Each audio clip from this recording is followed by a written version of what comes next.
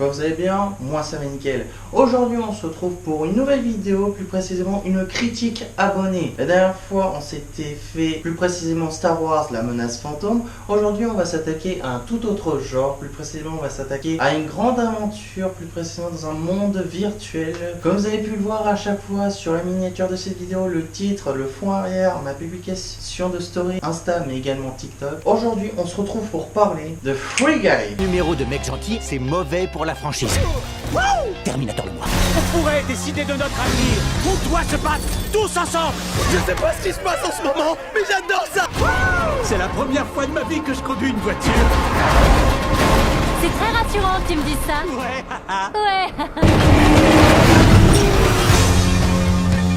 Free Guy est un film d'action SF sorti plus précisément le 13 août 2021 qui a été réalisé par So Lewis. Alors pour vous préciser, il a fait pas mal de films intéressants. Il a déjà fait par exemple les 3 films La Nuit au musée, également Real Steel qui est un excellent film, Adams à travers le temps et également Premier Contact. Comme à chaque fois, je vais d'abord vous faire un résumé brief du film avant de passer à mon analyse et mon avis global sur le film. Donc c'est parti. Nous suivons l'histoire d'un employé de banque qui se nomme Guy, qui découvre un jour qu'il n'est en fait qu'un personnage d'arrière-plan dans un jeu vidéo en ligne. Il décide alors de devenir le héros de sa propre histoire, quitte à la réécrire. Évoluant désormais dans un monde qu'il ne connaît pas de limites, il va tout mettre en œuvre pour le sauver à sa manière. Alors, bien évidemment, pour les plus anciens qui me suivent depuis le début de ma chaîne YouTube, avant que je fasse des critiques, je faisais beaucoup de gaming. Plus précisément, je faisais des lives qui faisaient des let's play. C'était l'époque où je faisais des vidéos à l'arrache.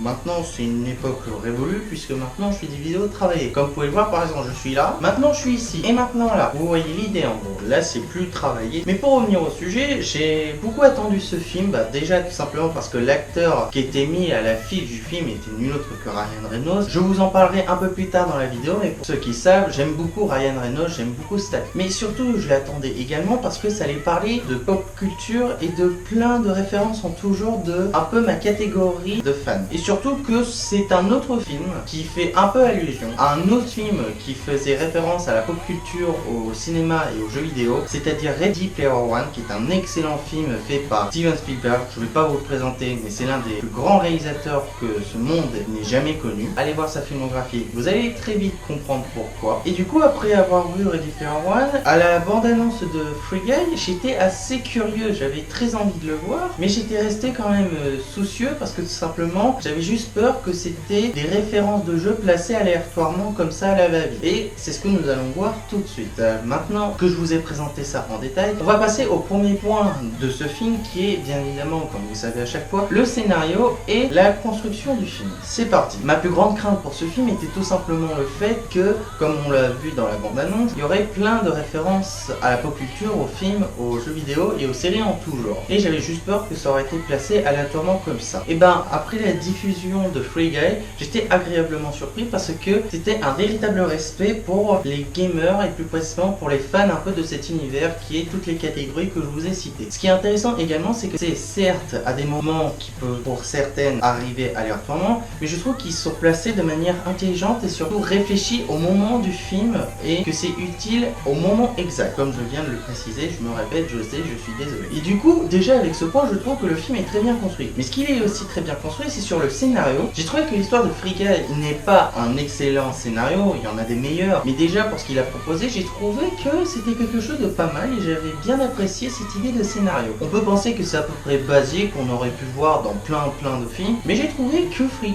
Guy avait son propre mot à présenter sur un scénario et j'ai trouvé que les idées présentées grâce déjà au petit clin d'œil dissimulé au fur et à mesure du film ajoutaient quelque chose, mais ce que j'ai beaucoup aimé, c'était l'histoire qui a été très bien développée, que ce soit avec la musique, mais également avec les personnages. Ça, ce seront des points que je vais vous préciser un peu plus tard. Ce qui fait aussi fonctionner le film, c'est tout simplement son rythme. Sincèrement, devant Free Guy, on s'ennuie pratiquement pas. Personnellement, je me suis pas du tout ennuyé, je me suis plus éclaté des barres qu'autre chose. Bien évidemment, parce qu'il y a Ryan Reynolds et que on n'échappe pas à 2-3 blagues. Ce que j'ai trouvé intéressant sur le fonctionnement du film grâce au rythme, c'est que le scénario a été construit un peu sur un chronomètre, plus précisément un compte à rebours avant la fin d'un temps qui correspond à la fin de quelque chose. Et c'est précisé également sur le petit résumé que je vous ai fait, qui est également le compte à rebours pour que Guy va sauver le monde. Plus précisément, ce qui est découlé à la fin, c'est tout simplement la fin du monde que Guy connaît, et c'est tout simplement ce point-là qui permet au rythme d'être accrocheur et surtout aux spectateurs de ne pas s'ennuyer devant la diffusion de ce film. Déjà avec tout ça, je trouve que la construction du scénario et les points qui sont les clins d'œil qui sont disséminés au fil du film ont été très bien placés, et surtout, certes peut rester basique et un peu répétitif, mais n'empêche pas de dire que le film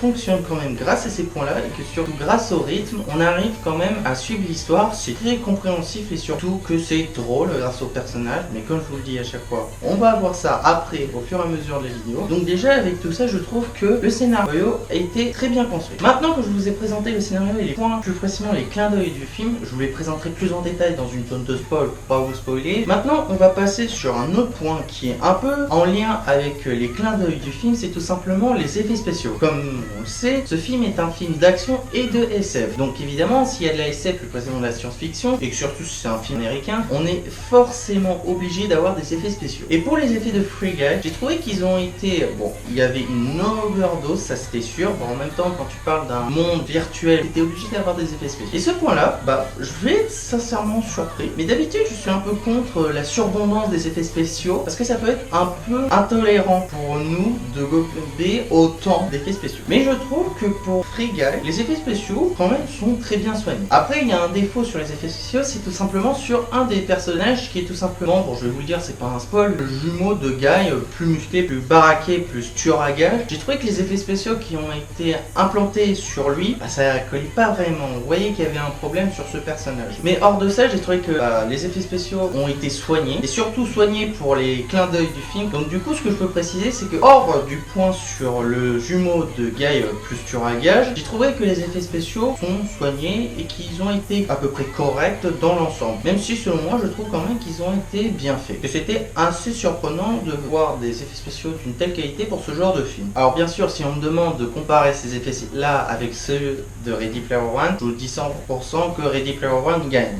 Évidemment déjà parce que c'est Steven Spielberg qui a composé le truc, donc c'est un petit patron quoi, il faut pas le sous-estimer, mais qu'en vrai, Free Guy s'en sort plutôt bien. Ensuite, autre point que j'ai envie de vous présenter, qui est tout simplement la musique, et comme je vous l'ai dit, la musique permet d'avoir un meilleur effet sur le rythme, parce que comme je vous l'ai dit, le rythme dans la partie scénario était assez agréable à l'œil, on s'ennuyait pas vraiment, même s'il y a des petites pauses et tout. Je trouvais que quand même pendant les phases d'action, de révélation et aussi sur le personnage de Guy, je trouvais quand même qu'ils ont été agréablement accompagnés grâce à la musique. J'ai l'impression de faire un éloge de ce film, mais en vrai j'ai vraiment apprécié ce film. Et en vrai j'ai trouvé que la musique était très intéressante, j'ai vraiment trouvé que c'était une expérience d'écouter la musique de Free Guy, surtout à un moment particulier qui est plutôt le point culminant du film vers la fin. Je vous laisserai le voir pour le regarder, mais bien évidemment je vais vous le préciser aussi dans la zone de spoil pour ceux qui veulent vraiment savoir. Et du coup vous allez me demander qui a composé la musique de ce film. Et je vais vous le dire tout de suite, Jean-Paul. Calmez-vous, oh là là. Alors pour vous préciser, celui qui a composé la musique de Free Guy n'est nul autre que Christophe Beck. Alors pour ceux qui ne le connaissent pas, il a fait beaucoup de films soit un peu connus, soit vraiment connus. Déjà on va commencer par La Reine des Neiges 1 et 2 avec la chanson que tout le monde a eu du mal à supprimer de sa mémoire. Également le premier film Percy Jackson que j'ai vraiment aimé, que un jour j'aimerais bien faire une critique, peut-être une critique abonnée, qui sait. Ça me donne une idée pour la prochaine critique. Mais également Ant-Man et la Guêpe, plus précisément Ant-Man 2 et Edge of Tomorrow. Alors pour préciser, la bande son de Christophe Beck, tout simplement c'est plus des clins d'œil aux films, aux jeux vidéo de notre génération, plus précisément la New Generation. Parce que j'ai trouvé que la musique me parlait plus que des musiques de jeux vidéo de l'époque. Parce que à comparer Ready Player One à ce film-là, j'ai trouvé que Ready Player One avait beaucoup de musiques qui représentaient un peu tout cet univers-là, mais plus des musiques qui représentaient un peu plus l'époque des plus âgés. Mais après ça m'a pas empêché d'être accroché dessus parce que j'aime beaucoup la pop culture. Mais ce que j'ai trouvé intéressant aussi, c'est que ce qui fait un point aussi qui permet d'être plus abordé pour le grand public, c'est tout simplement sur son effet un peu de nouvelle génération. Que tout simplement la musique a été un peu plus adaptée pour la génération d'aujourd'hui. Même si ça n'empêche pas que des fois on entend des bandes son ou des airs qui font penser à un peu plus vieillot. Et je trouvais que la construction de la musique qu'il a fait était vraiment très très bien. Dont une en particulier qui est vraiment la musique que je vous ai dit au point culminant du film, dont Donc pour conclure sur la musique, j'ai trouvé que la musique, comme je vous l'ai dit, était très bien construite, que même s'il y a plus d'effets de musique un peu de nouvelle génération, il y avait quand même des airs de bande son un peu plus anciennes. Et ça permettait, selon moi, je trouve que selon moi, ça permet au film d'être plus abordable pour les jeunes comme pour les anciens. Et j'ai trouvé que ce film vraiment était une très belle surprise sur la musique. Et que surtout, elle ajoutait un plus pour le rythme, sur l'histoire et sur le film dans son ensemble. Maintenant, comme vous le savez, comme à chaque fois je fais, sauf dans ma dernière critique du président qui j'ai fait en feat avec Sergent Biscotte. D'ailleurs, ceux qui ne l'ont pas vu, je vous invite à aller la voir, elle est dans la description. Mais là, du coup, on va passer à la zone de spoil. Donc si vous voulez pas vous faire spoil, je vous invite comme à chaque fois d'aller ici. Et on se retrouve juste après votre passage dans le monde virtuel. Allez, c'est parti. On va commencer déjà avec le premier point que j'arrête pas de vous acharner depuis le début, qui est tout simplement les clins d'œil du film. Alors vous allez me demander, mais qu'est-ce qu'il y a comme clin d'œil? Bah tout simplement déjà le plus flagrant qui représentait un peu dans toute la vie de Guy, plus précisément Free City. Bah déjà c'est ouvert plus comme un GTA. Et ça c'est un défaut que beaucoup de critiqueurs qui ont fait le film en critique à l'époque de sa sortie, ils l'ont considéré comme un GTA pour attarder. Personnellement je suis pas réellement d'accord, je trouvais que déjà c'était un point plutôt intéressant parce que qui n'aime pas GTA sincèrement? Pourquoi je me prends un petit doigt? Oui, bon, ça va, je suis pas un grand fan de GTA, mais ça m'empêche pas d'apprécier. Bon, mais après, un autre clin d'œil qui peut être plus abordé pour les autres, bah déjà, par exemple, il y a le gun de Portal, pour ceux qui connaissent pas. Il y a aussi le bouclier de Captain America, il y a aussi Hulk. Bah d'ailleurs, en parlant de Captain America, il fait un petit clin d'œil, une petite entrée à un moment du film, genre de 5 secondes, pour faire une sacrée blague. J'étais très surpris, c'était très drôle. Il y avait aussi des clins d'œil du style Fortnite, Star Wars. Il y avait également des clins d'œil à Megamind. Ceux qui connaissent pas, c'est un personnage de jeu vidéo de Nintendo. Je vais pas tous vous les faire, mais il y en a beaucoup et beaucoup. Et j'ai trouvé déjà que tous ces points placés comme ça au fur et à mesure étaient très bien. Deuxième point que je vais vous présenter plus précisément, c'est tout simplement la musique que je n'arrête pas de dire, qui est tout simplement la musique du point culminant de ce film. C'est tout simplement lorsque Guy va sauver son monde du grand méchant de ce film, que je présenterai après. Bah le problème, c'est que le méchant décide de pas se laisser faire, détruit les serveurs de la ville Free City, elle commence à partir en lambeaux. Et au moment où Guy voit son meilleur ami disparaître, il y a la musique qui se lance petit à petit, et surtout que la musique monte crescendo. On voit Guy, plus précisément Ryan Reynolds, courir sur ce pont, et on voit petit à petit que le truc se rapproche, et boum, on le voit disparaître, et on voit qu'il a réussi sa mission. Et ça, ce moment, je l'ai trouvé incroyable, parce que non seulement ça a combiné tous les points que je vous ai dit, qui étaient l'histoire qui était très bien construite, la musique qui ajoutait un effet incroyable sur le rythme, mais également les effets spéciaux que je vous ai dit qui sont très bien soignés. Ce moment-là est l'une des choses à effet visuel que j'ai trouvé les plus beaux de l'année 2021. Et sincèrement, j'ai trouvé que la musique avait ajouté un truc qui permet de fusionner tout ça et de trouver ce moment simplement incroyable. Maintenant que nous avons quitté la zone de spoil, que je vous ai présenté le scénario, les clins d'œil, les effets spéciaux et également de la musique, nous allons passer aux personnages et puis après aux acteurs. Alors on va commencer bien évidemment par les personnages. Donc j'ai trouvé déjà que tous les personnages du film ont été attachants à leur manière. Bien évidemment, le plus attachant c'est le héros principal du film, qui est tout simplement Guy, que j'ai trouvé très attachant et très drôle. J'ai trouvé que sincèrement c'est l'une des meilleures interprétations de Ryan Reynolds depuis longtemps. Je le trouve tellement bien que je le trouve même meilleur que ses interprétations dans les films Deadpool. Et pourtant les films Deadpool, on sait tous que sont des films géniaux. Ryan Reynolds a pu présenter un personnage un peu gnangnan, un peu débile, mais qui est très attachant, drôle et qui surtout ne laisse jamais ses amis dans le mal, permet de rendre les gens très heureux en disant tout simplement, dis pas bonne journée, mais super journée. Et j'ai trouvé que même s'il était un peu débile, je l'ai trouvé quand même très attachant. Ça m'a pas empêché de penser que du bien, et j'ai trouvé que l'interprétation de Guy, comme je vous l'ai précisé, est la meilleure qu'il a fait depuis longtemps. Ensuite sur les autres personnages, j'ai trouvé qu'ils ont tous été très bien, que le meilleur ami de Guy était très attachant et que surtout ça permet à Guy de ne pas baisser les bras. J'ai trouvé également que la petite copine de Guy était aussi très attachante et surtout badass, qui est une femme indépendante qui ne se laisse pas faire et qui veut montrer ses droits, qui était plutôt bien présentée. Que Free, oui, ce personnage que tout le monde adore, et selon moi je pense que tout le monde a plus apprécié ce personnage que Ryan Reynolds. Je vous expliquerai pourquoi tout le monde l'adore, mais je l'ai trouvé quand même, juste en restant objectif, j'ai trouvé qu'il a quand même joué un rôle plutôt intéressant, même s'il est un peu laissé au banc de touche de temps en temps. Ça m'empêche pas de penser que des fois il sort du banc de touche et montre qu'il se laissera jamais faire, et j'ai trouvé que son rôle était plutôt pas mal. Son meilleur ami également, je l'ai trouvé drôle sans plus, mais je l'ai trouvé quand même sympa. Le seul personnage qui colle pas vraiment, bon, je ne dirais pas le jumeau de Guy, Guy. L'un des personnages principaux que je n'ai pas aimé, c'était tout simplement le grand méchant qui était interprété par Taika Waititi. Lui, je vous l'ai présenté dans plein de critiques, mais pour vous préciser, j'ai trouvé que son interprétation était drôle, j'ai trouvé que ça allait, mais le problème c'est que j'ai pas trouvé que son rôle de comédie collait vraiment au rôle du grand méchant. J'ai trouvé qu'il y avait un truc qui m'empêchait d'apprécier le rôle du grand méchant. Je pense que Taika Waititi peut-être était, je vais m'oser de le dire, peut-être un mauvais choix pour le rôle du méchant du film, mais ça m'empêche pas de dire qu'il peut être quand même intéressant. Je l'ai trouvé quand même